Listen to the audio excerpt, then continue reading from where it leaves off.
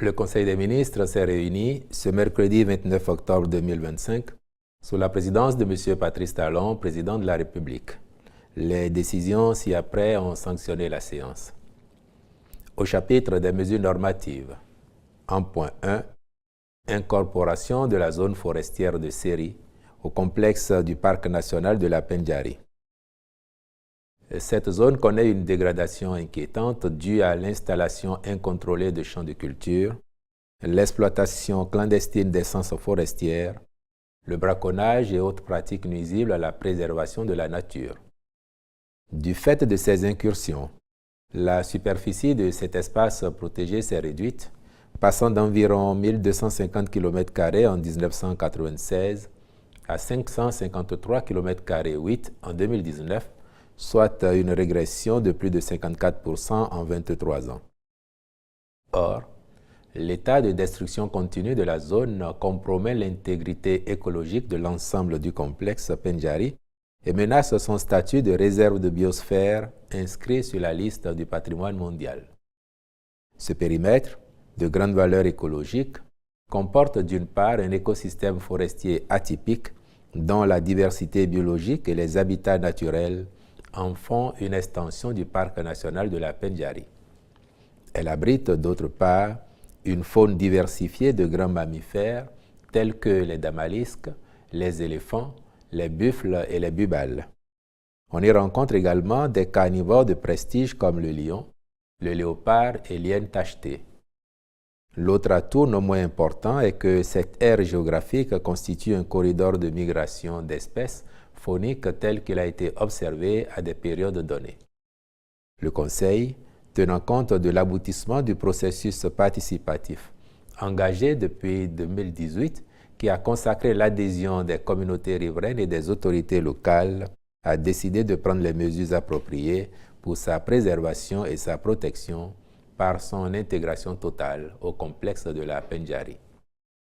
Le ministre chargé du développement durable accomplira, en lien avec les autres ministres concernés, les diligences nécessaires à cette fin. En point 2, actualisation des modalités de mise en œuvre de l'assurance maladie obligatoire en République du Bénin. Au terme de la loi numéro 2020-37 du 3 février 2021 portant protection de la santé des personnes en République du Bénin, l'assurance maladie est obligatoire pour toute personne résidant sur le territoire national. Les modalités de sa mise en œuvre avaient déjà été précisées par le décret numéro 2023-327 du 21 juin 2023.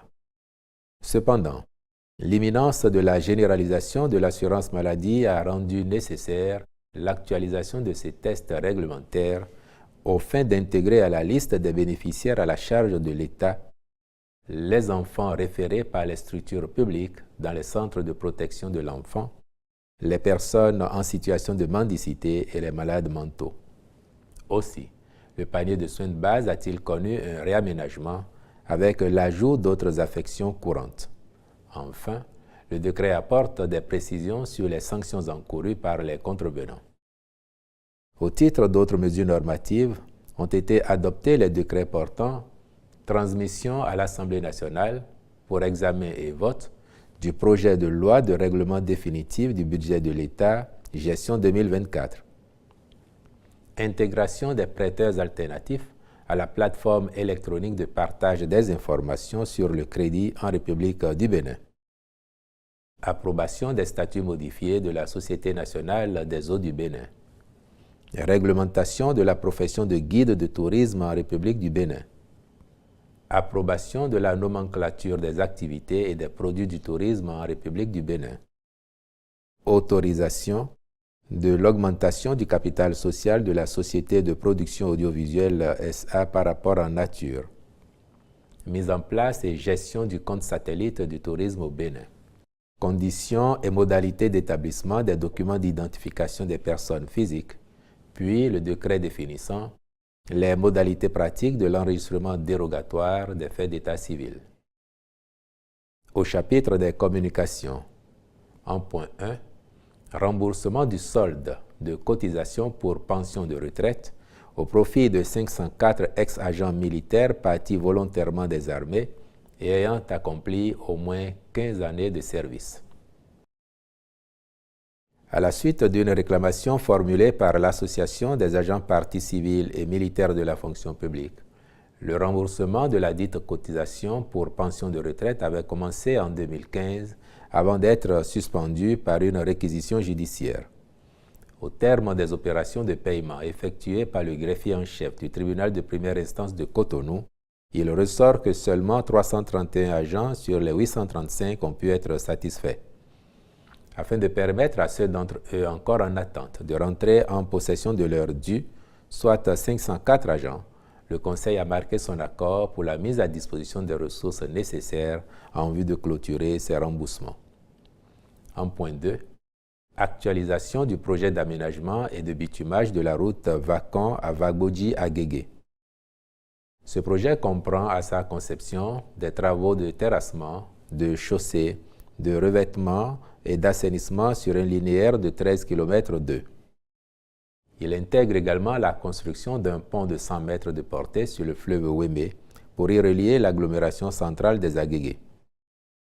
Le taux d'exécution physique est actuellement de 68% en raison de plusieurs difficultés d'ordre technique et opérationnel identifiées en cours de réalisation qui n'ont pas permis son achèvement dans le délai imparti. De ce fait, il devient évident de procéder à l'actualisation du cahier des charges avant la poursuite du chantier aux fins de garantir la qualité, la durabilité et la fonctionnalité de l'ouvrage. Celle-ci prendra en compte les modifications techniques au dossier de base dans les limites du contrat initial, de même que les travaux additionnels et confortatifs en dehors du périmètre d'exécution initial. Le Conseil a marqué son accord pour l'actualisation de la consistance du projet. En point 3, mise en œuvre des plans d'action de réinstallation et autres commodités dans le cadre de la construction des lycées techniques agricoles, des lycées techniques professionnels, des lycées scientifiques, du lycée de jeunes filles d'Abomey et des écoles normales supérieures scientifiques. La mise en œuvre de ces différents projets va nécessiter des acquisitions de terres, entraîner des déplacements de population, la délocalisation d'activités économiques, autant qu'elle pourrait réduire ou créer des restrictions d'accès aux ressources pour certains ménages, compte tenu des risques de conflits fonciers entre diverses communautés. C'est pourquoi la prise en compte des préoccupations concernant les personnes affectées par les projets, de même que les questions d'ordre environnemental, constitue un préalable important qu'il convient de résoudre en vue de faciliter la libération des emprises et l'exécution harmonieuse des infrastructures. Le Conseil s'est prononcé en faveur de la contractualisation avec divers cabinets chargés de réaliser ces plans d'action de réinstallation et autres commodités concourant à la bonne conduite des projets. En point 4, maîtrise d'œuvre complète du projet de rénovation du centre de formation au métier de percussion de Médédionou dans la commune d'Adjara.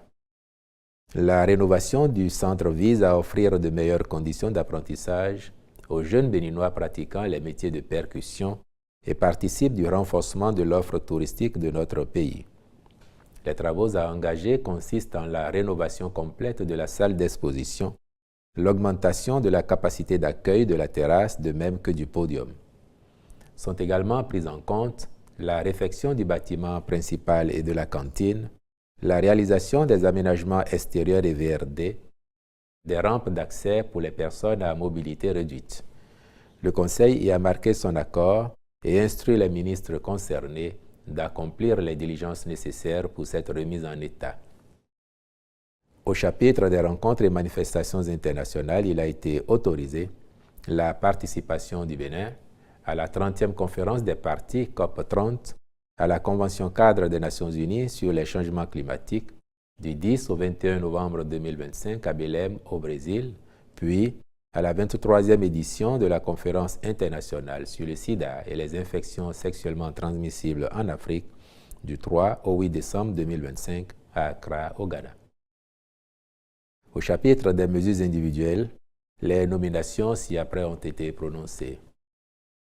Au ministère de la Justice et de la Législation, collaborateur à la direction de la codification et de la législation, M. Justin Yadelin Seglé. Au ministère de la décentralisation et de la gouvernance locale, directeur adjoint de cabinet, M. Adéotan Jean-Paul Adebolou. Directeur des systèmes d'information, M. Seton Pascal Gelaz Lokono. Au ministère de la Santé, directeur général du centre hospitalier départemental de la Donga, M. Mesme Alimassou Tolidji Totin, je vous remercie.